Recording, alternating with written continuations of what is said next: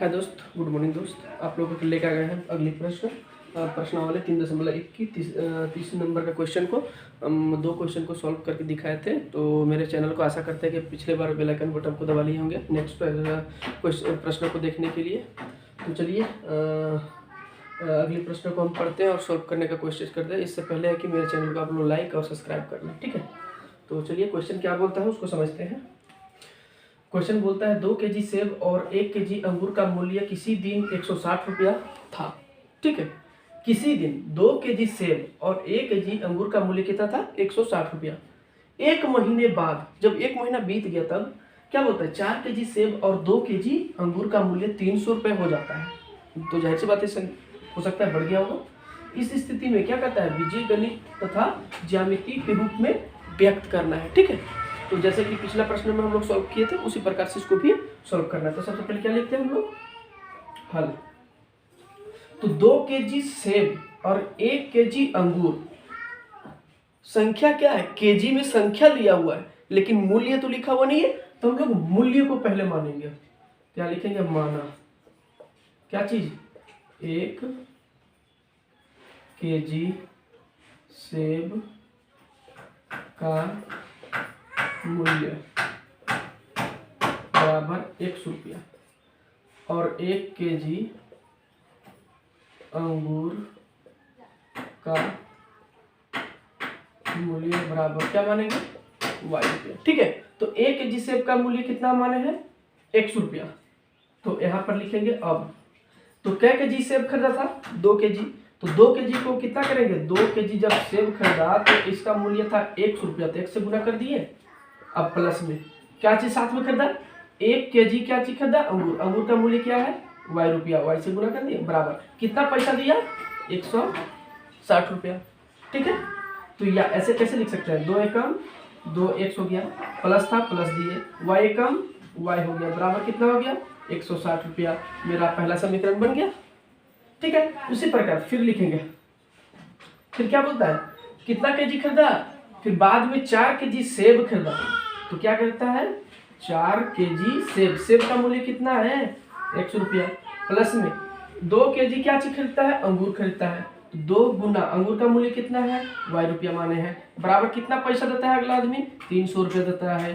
तो इसको कैसे लिख सकते हैं? या गुना करेंगे 4 एकम 4 x हो गया, प्लस में 2 एकम 2y हो गया बराबर 300, ठीक है। कटेगा 2 1 दूनी 4, 2 एकम 2, 2 से कितना बार में कटेगा? 150 में। या ऐसा कैसे लिख सकते हैं? 2x प्लस में y एकम y बराबर में 150। ये समीकरण क्या हो गया मेरा? 2 हो गया, क्योंकि समीकरण थोड़ा छोटा कर लिए हैं ताकि हल करने में आसान हो जाएगा। अब यहाँ पर क्या लिखते हैं? समीकरण 1 से क्या चीज में? ग्राफीय विधि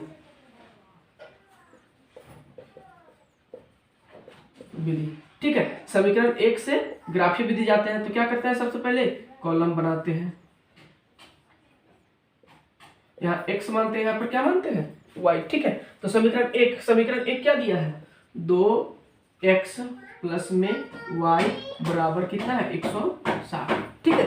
तो यहाँ लिखेंगे x बराबर 0 रखने पर, ठीक है। तो x बराबर 0 रखते हैं तो मेरा क्या हो जाएगा?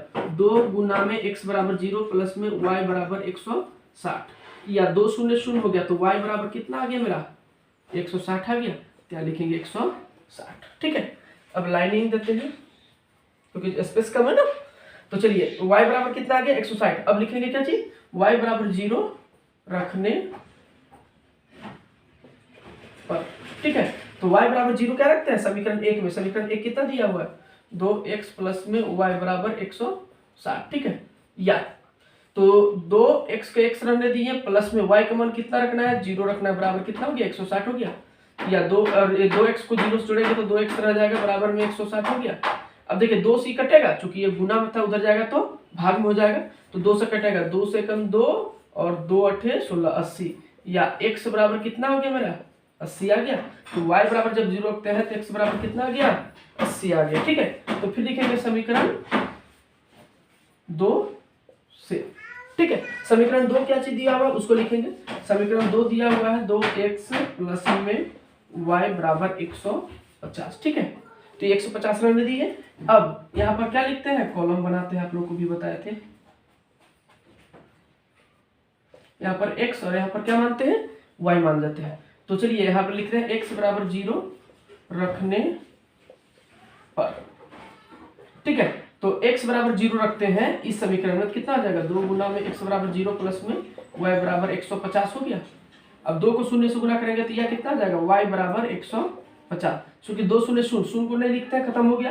अब y के y उतर गया, 150 के 150 हो गया। जब x बराबर 0 रखते हैं तो y बराबर कितना आता है, 150 आ जाता है। फिर क्या लिखेंगे, y बराबर 0 रखने पर, तो y बराबर 0 रखते हैं समीकरण किस में, समीकरण 2 में, ठीक है। तो 2x प्लस में y बराबर कितना है, 150, या 2x प्लस में y का मान क्या रख दिए, 0 बराबर कितना हो गया, 150, या 2x को 2x रख दिए बराबर 150 के 150 रहने दिए, ठीक है। तो ये गुना में तो उधर जाएगा तो भागा में तो कटेगा कि नहीं, तो 2 एकम 2 काट दिया, 2 से कितना बार में 75 दूनी 150 होता है कि नहीं।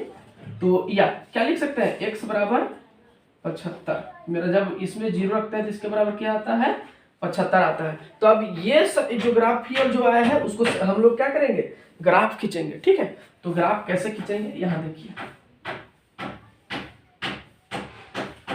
अब जब ग्राफ में खींचेगा ना तो पॉइंट के ही मतलब पॉइंट में भी आएगा ना, तो आपका आंसर पॉइंट में दर्शाया जाएगा। लेकिन हम प्लेन में खींचते हैं तो एक्यूरेट तो नहीं आता है, लेकिन फिर भी आप लोग ये चीज दर्शाइएगा, ठीक है, ग्राफ के माध्यम से। तो चलिए इसको क्या बोलते हैं, y बोलते हैं, इसको क्या बोलते हैं, y डैश बोलते हैं, इसको क्या बोलते हैं, x डैश, इसको क्या बोलते हैं, x बोलते हैं। बीच में क्या होता है, 0, ठीक है। अधिकतम संख्या हमको क्या दिख रहा है, 75 दिख रहा है। 75 से काउंट करते हैं, ठीक है। तो 1 2 3 4 5 6 7 8, 1 2 3 4 5 6 7 8, 1 2 3 4 5 6 7 8, 1 2 3 4 5 6 7 8। तो हम क्या ऐसा संख्या लेते हैं ना कि थोड़ा आसान से बन जाए, ठीक है। तो आसान से बनने के लिए अधिकतम संख्या हम 75 से स्टार्ट है, ठीक है। 75 है तो हम कितना ले सकते हैं, 80 से स्टार्टिंग करते हैं हम लोग, 20 से स्टार्ट करते हैं। तो अगर 20 से स्टार्ट करते हैं तो 20 के 80 होता है, 20 से स्टार्ट करते हैं, 20 40 हो गया, 60 हो गया, 80 हो गया, 100 हो गया, 120 हो गया, 140 हो गया, 160 हो गया। तो यहाँ पर 20 हो गया, 40 हो गया, 60 हो गया, 80 हो गया, 100 हो गया, 120 हो गया, 140 हो गया, 160 हो गया, फिर 20 हो गया, 40 हो गया, 60 हो गया, 80 हो गया, 100 हो गया, 120 हो गया, 140 हो गया, 160 हो गया, ठीक है। 20 40 60 80 100 120 140 160 हो गया, ठीक है। तो अब देखिए अधिकतम संख्या में क्या चीज दिखता है, प्लस में x बराबर 0, x बराबर 0, y बराबर कितना है 160, y बराबर 160 कहाँ दिख रहा है, ये बिंदु दिख रहा है। और x बराबर कितना दिख रहा है 80, x बराबर 80 कहाँ दिख रहा है ये। अब इस कॉलम को हम लोग क्या करेंगे, मिला देंगे,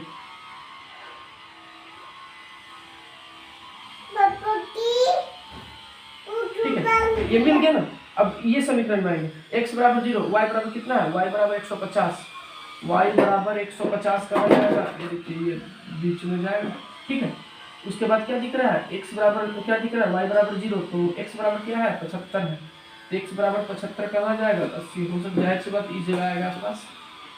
तो हम लोग ऐसे करते करते करते करते क्या करेंगे, ऐसे जहां भी चला जाए ऐसे मिला लेंगे, ठीक है।